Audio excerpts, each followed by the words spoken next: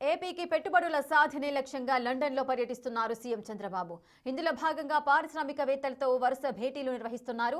Octopus Energy International director Chris ఫిట్జార్డ్తో సమావేశమయ్యారు చంద్రబాబు. పునరుత్పాదక రంగంలో ఏపీలో పెట్టుబడులు పెట్టాలని ఆహ్వానించారు సీఎం. అమరావతి, విశాఖలో అపారమైన అవకాశాలున్నాయన్నారు. Clean energy, smart grid, data analytics రంగాల్లో ఏపీలో పరిశ్రమ పెట్టేందుకు ఛాన్స్ ఉందని వివరించారు ముఖ్యమంత్రి. 160 గిగావాట్ల గ్రీన్ ఎనర్జీ ఉత్పత్తి చేసేలా ఏపీ లక్ష్యంగా పెట్టుకుందని ఆక్టోపస్ ఎనర్జీ ప్రతినిధులకు స్పష్టం చేశారు.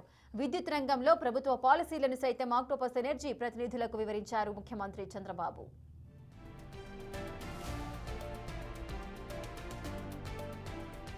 రాష్ట్రంలో 20,000 కోట్ల రూపాయల పెట్టుబడులకు ముందుకొచ్చింది హిందూజా గ్రూప్.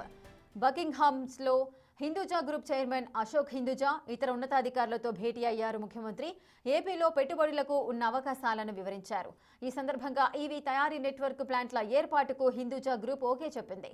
విశాఖ విద్యుత్ కేంద్రంలో మరో 1600 మెగావాట్ల మేర సామర్థ్యం పెంచుతామని ప్రకటించింది.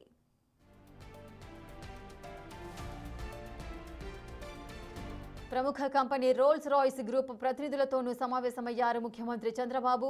ఓర్వకల్లులో మిలిటరీ ఎయిర్ స్ట్రిప్, విమానాల మెయింటెనెన్స్, రిపేర్స్, ఓవర్హాలింగ్ యూనిట్ ఏర్పాటుకు ఛాన్స్ ఉన్నట్లుగా చెప్పుకొచ్చారు.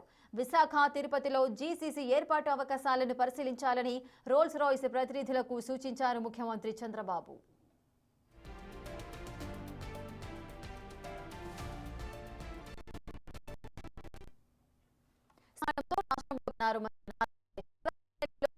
కోట్ల రూపాయల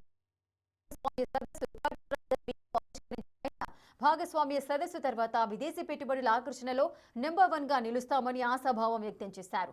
విజనరీ లీడర్ చంద్రబాబు నాయకత్వం, డబుల్ ఇంజన్ బుల్లెట్ ట్రైన్ సర్కార్, స్పీడ్ ఆఫ్ డూయింగ్ బిజినెస్ అన్న కాన్సెప్ట్ తో పెట్టుబడులను ఆకర్షిస్తున్నామన్నారు మంత్రి నారా లోకేష్. గడిచిన 16 నెలల్లో $120 బిలియన్, $120 బిలియన్ అంటే సుమారుగా 10 లక్షల కోట్ల పెట్టుబడులు ఆంధ్ర రాష్ట్రానికి కమిట్ అయినాయి. ఒక ఆసిలర్ మిత్తల్ 1.5 lakh crores ఎక్కడ వస్తుంది? Anakapalli. Google single largest FDI investment in Indian history, $15 billion, Visakhapatnam. BPCL 1,00,000 కోట్లు, అది Nellore. NTPC green project, green hydrogen project ఇంకొక 1,65,000 కోట్లు. ఇలా మార్కీ ఇన్వెస్ట్మెంట్స్ అన్నీ ఆంధ్ర రాష్ట్రానికి వచ్చే పరిస్థితి. ఈరోజు మీరు ఏ సర్వే చూసినా, ఏ రిపోర్ట్ చదివినా డొమెస్టిక్ ఇన్వెస్ట్మెంట్స్లో ఆంధ్ర రాష్ట్రం నంబర్ 1. ఈ ఇన్వెస్ట్మెంట్స్ తర్వాత ఎఫ్డిఐలో కూడా ఆంధ్రప్రదేశ్ విల్ బి నంబర్ 1.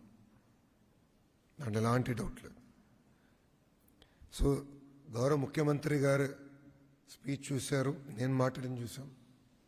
ఎందుకు ఇన్వెస్టర్స్ ఆంధ్ర రాష్ట్రం ఎంచుకోవాలంటే స్పీడ్ ఆఫ్ డూయింగ్ బిజినెస్. మొదటిది లీడర్షిప్, అనుభవం, సమర్థవంతమైన నాయకత్వం ఉన్న ఏకైక రాష్ట్రం ఆంధ్ర రాష్ట్రం. ఇంత అనుభవం ఉన్న ముఖ్యమంత్రి ఎవరు లేరు భారతదేశంలో. ఏ ముఖ్యమంత్రికి ఇంత అనుభవం లేదు.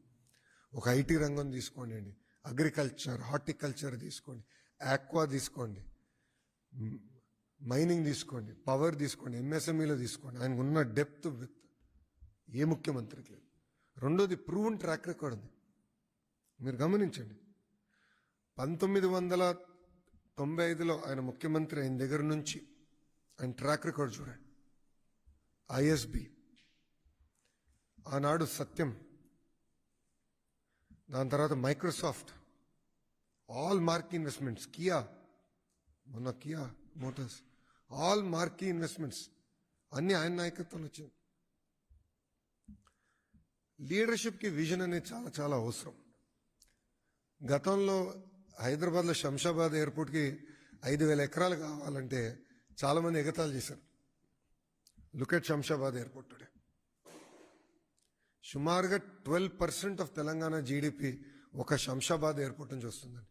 12%, 1 ఎయిర్పోర్ట్. సో విజన్ ఉన్న నాయకత్వం ఒక ఆంధ్ర రాష్ట్రానికి సొంతం.